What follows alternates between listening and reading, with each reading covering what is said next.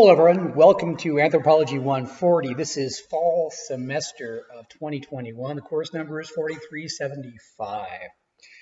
So the first thing we want to do and start getting started in this course is have a look at the syllabus to see what the course is about, course requirements, how you're going to be graded, and of course the text and the schedule flow.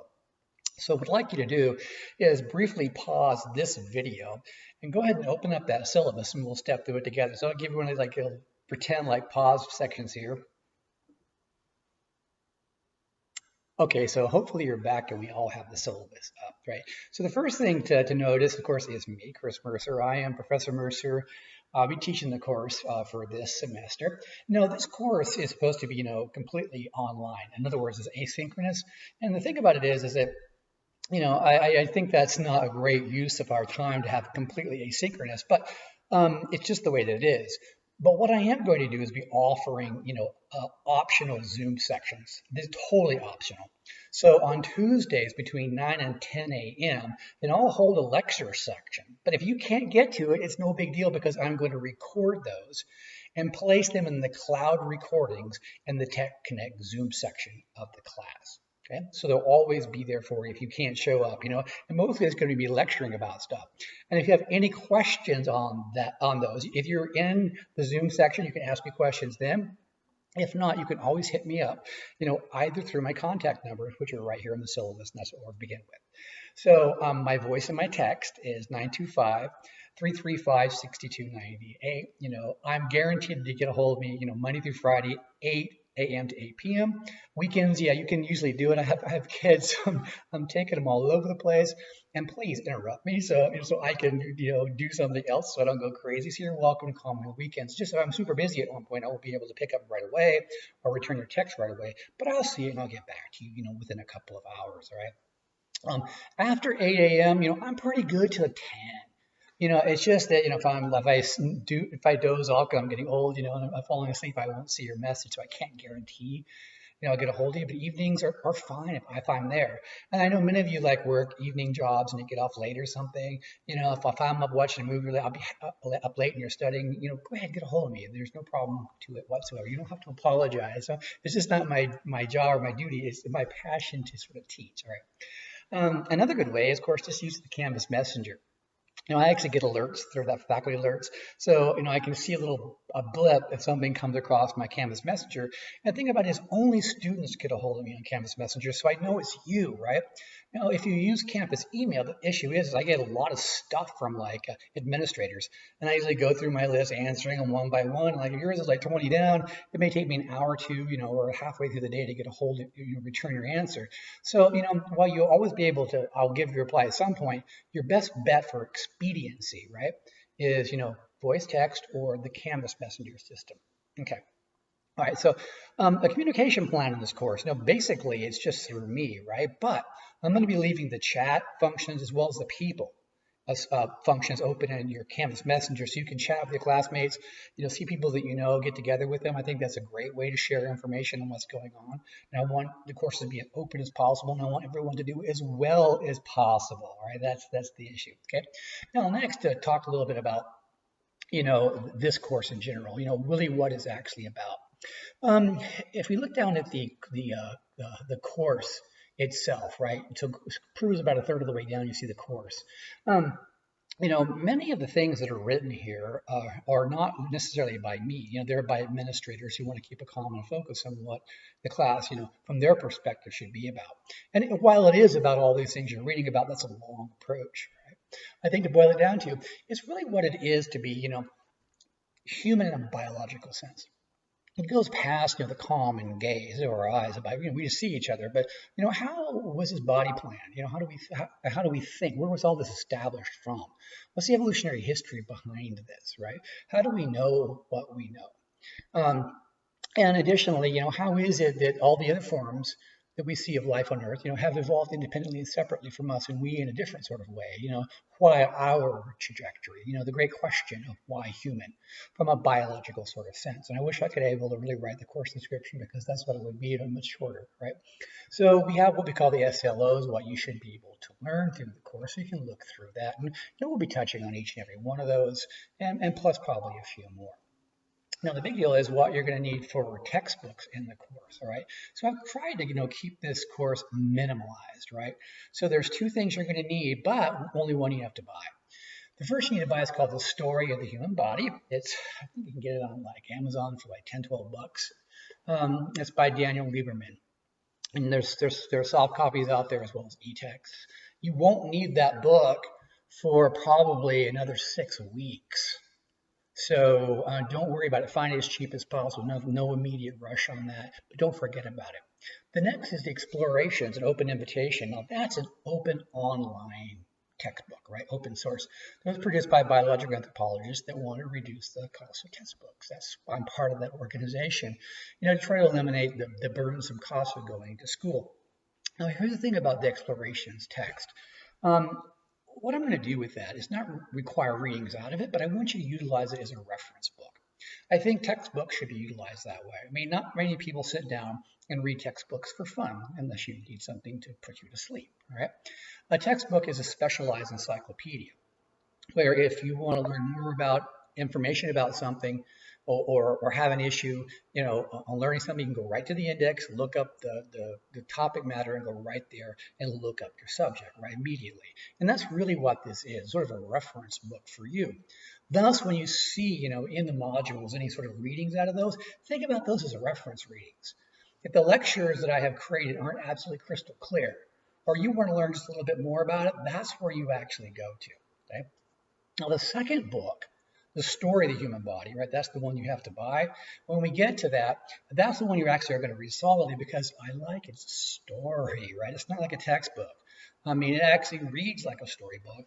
And that's the kind of thing that I actually enjoy and I hope students enjoy. So I'm trying to bring you the best, at least the most enjoyable readings. And it's not a lengthy, tome. It's a smaller sort of paperback. Hopefully you'll enjoy as we read those things together, okay? Now, as far as it also says something about provided text, additional things. Those are some small little papers, some short ones, which I think are on some specialty subjects, that don't appear in the text I have so far. That are really informative. There aren't many of those, and normally they're 4 to 5 pages long when you come across those. So there'll be a few of those things, and they're in PDF formats. You just click on them and downloading. Okay.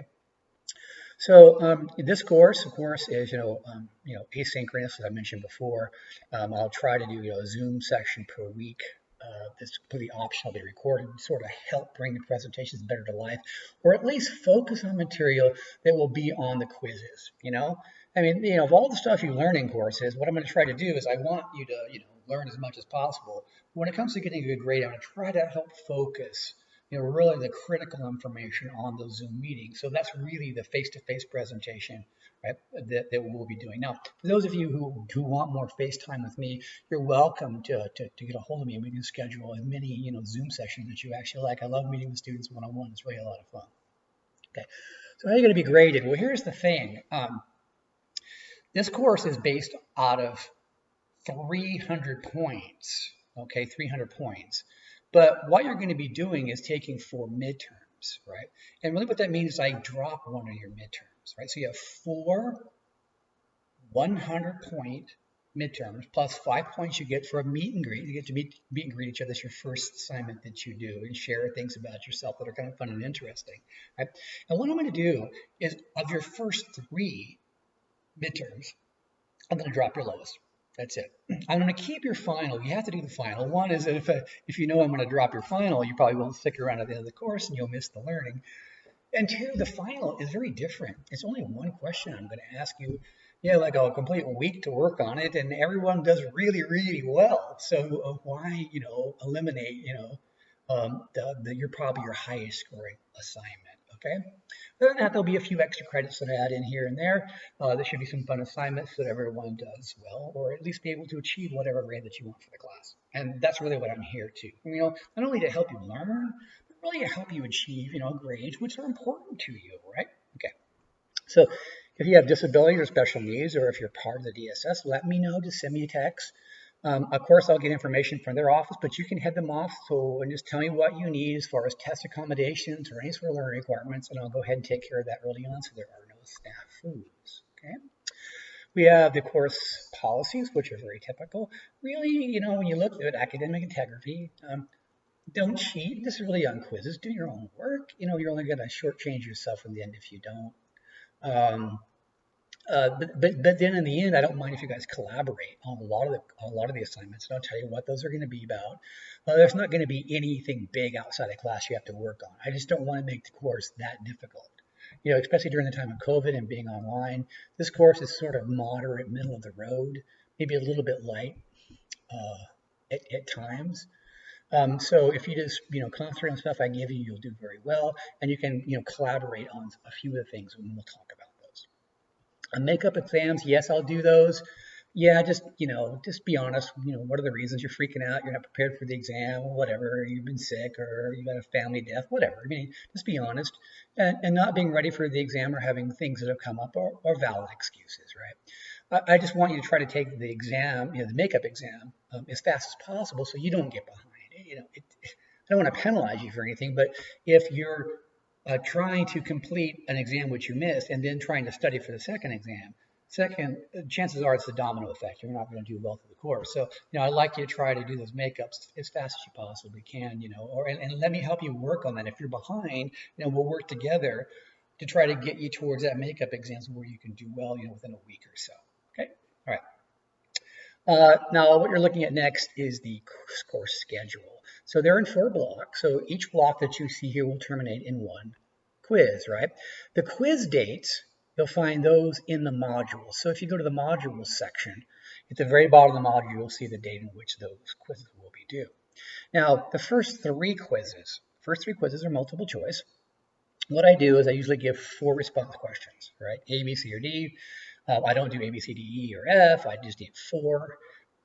I try not, in fact, I don't do A or not B or C or all. I don't try to make it confusing. It's just one choice in there. It should be clear to you if you've done the reading. And I have always been one of these people that when I was a student, I always paid close attention to what my professors did, and the things that I hated, I always swore to myself I will never do to students if I ever become a professor. I did, so I'm going to hold to those ethics with that, which means no complicated responses in multiple choice, right? Just 4 flat, this, or this. No confusing stuff. Okay, all right. So look at the topics of what we're going to be sort of exploring. So in Module 1, we're going to get, an idea of what biological anthropology is, how we go about doing our thing, And our thing is utilizing science. So we figure out what science is, how was it established, the importance of it, how to use science to define life, right? What is life? And how are we part of that? And as life changes and evolves, what perspectives contributed to that, right? And we'll look at Darwin and his revolutionary ideas and research, which led to our understanding of the complexity in life and how it was achieved through natural selection. And then how we investigate that as professionals through looking at the fossil record, trying to understand some basic principles in geology that allow us to guide ourselves to interpreting fossils and finding fossils, and investigating the past, right?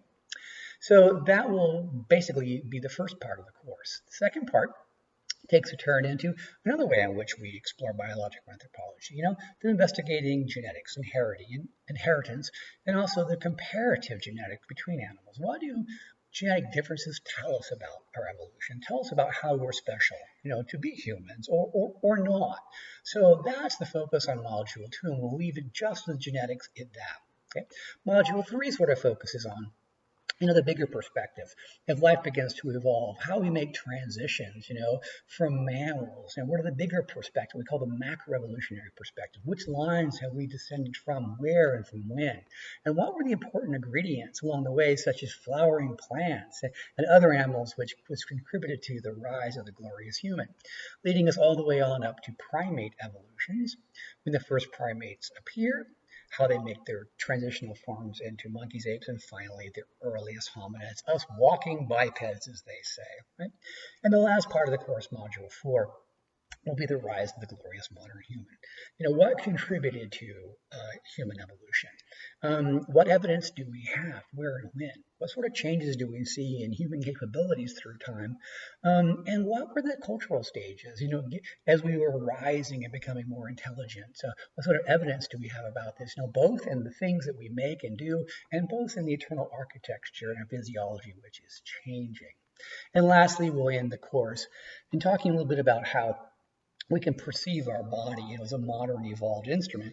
How is it functioning in modern societies? Could we make it better? I mean, is there an applied way in which we can go about changing our world to make it better for our evolved body plan?